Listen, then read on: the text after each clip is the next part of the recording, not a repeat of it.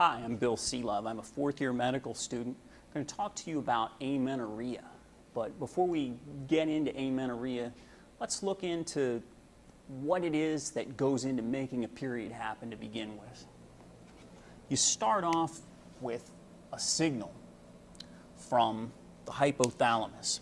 The hypothalamus puts out a hormone called GnRH, gonadotropin-releasing hormone. And it puts out this GnRH in a pulsatile kind of code, sort of like Morse code or binary code, and this conveys a particular message to the pituitary gland. Pituitary gland hears this signal and interprets it and says, okay, so the hypothalamus wants me to make this much luteinizing hormone and this much follicular stimulating hormone. Pituitary puts out LH and FSH. And the LH and FSH travel down to the ovary to give the ovary orders. Go down to the ovary.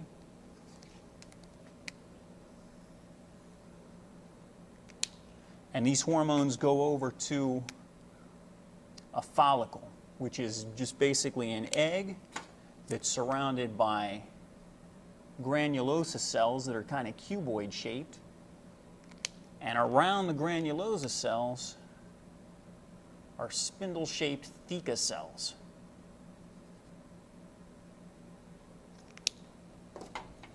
Now the theca cells only want to listen to luteinizing hormone. They've got LH receptors. And the granulosa cells only want to listen to follicle stimulating hormone. They've got FSH receptors. The LH goes over to the theca cells and says, hey, theca cells, there's a bunch of cholesterol laying around the ovary. You got cholesterol here. I want you theca cells to make this cholesterol into androgen. So the theca cells say, okay, and they make the cholesterol into androgen.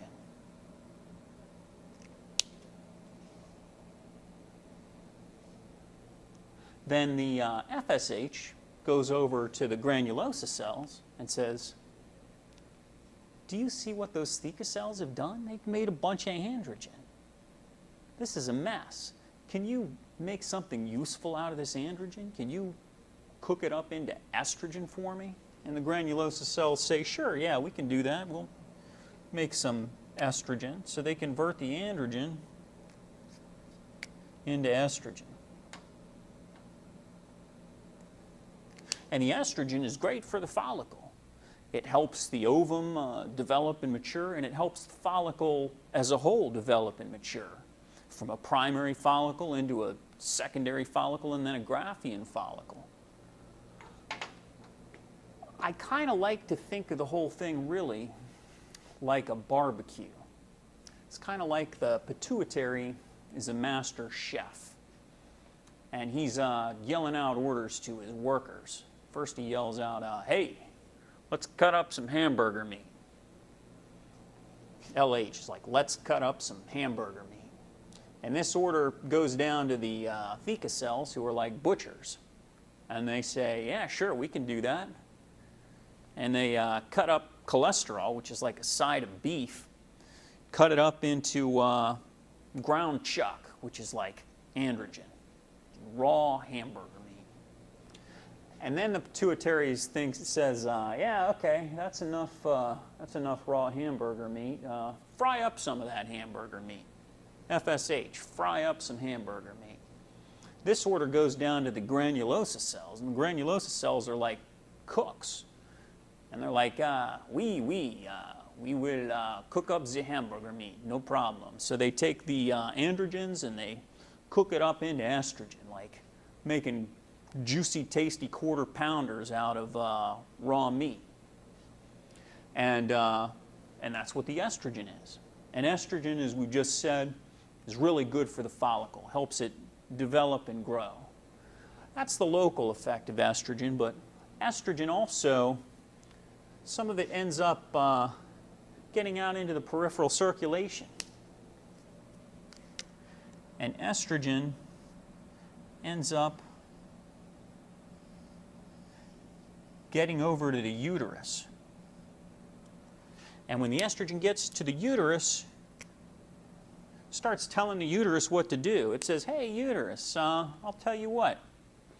Got a lot of nice endometrium here, but it'd be nice if there was more endometrium. Why don't you endometrial cells proliferate?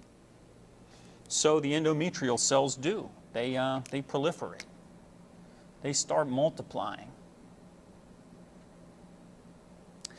Meanwhile, back at the ovary, after some time passes, things start to change a little bit. The follicle grows and develops under the influence of estrogen.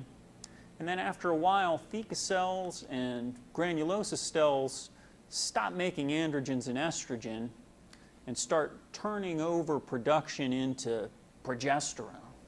They start making progesterone.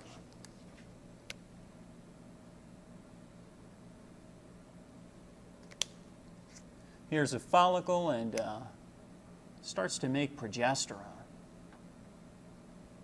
And the progesterone has a couple of interesting effects. One thing is it gets the theca cells to start making proteolytic enzymes. And the proteolytic enzymes start breaking down the ovarian cortex that surrounds the follicle. Another thing the progesterone does is the progesterone gets a bunch of blood vessels to start growing around the follicle. And it also gets prostaglandins to come and make these blood vessels leaky. So you end up getting a bunch of transudate go into the follicle, and you end up building a bunch of pressure behind the egg. So with all this transudate, all this fluid building up behind the egg, all this pressure, and in front of the egg having the ovarian cortex break down so that there's hardly anything left in front of the egg, pressure behind and broken cortex in front, you know that egg is going to end up blowing out of there. The cortex is going to blow apart and the egg will fly out into the uterine tubes. And it does. It goes out into the uterine tubes. That's what ovulation is. And after ovulation, the corpus luteum starts to undergo some wild changes. It turns into what's called, the follicle rather turns into what's called a corpus luteum. And the corpus luteum starts putting out a whole bunch of progesterone. Now it's really pumping out progesterone big time. The progesterone goes over to the endometrium, and it's got an attitude. It says, hey, what's going on here? I know that estrogen had you guys proliferating like rabbits or something, but this is chaotic. This is a mess. You're going to stop proliferating. Stop proliferating right now. I'm the new sheriff in town, and I'm telling you how it's going to be. You're going to stop proliferating, and you're going to start maturing. You're going to grow up, and you're going to differentiate. So the endometrial cells start doing just that. They start growing up. They start beefing up and differentiating. And the progesterone also says, another thing I want is I want some roads through here. I want to organize things with some nice roads to bring out supplies to the endometrium.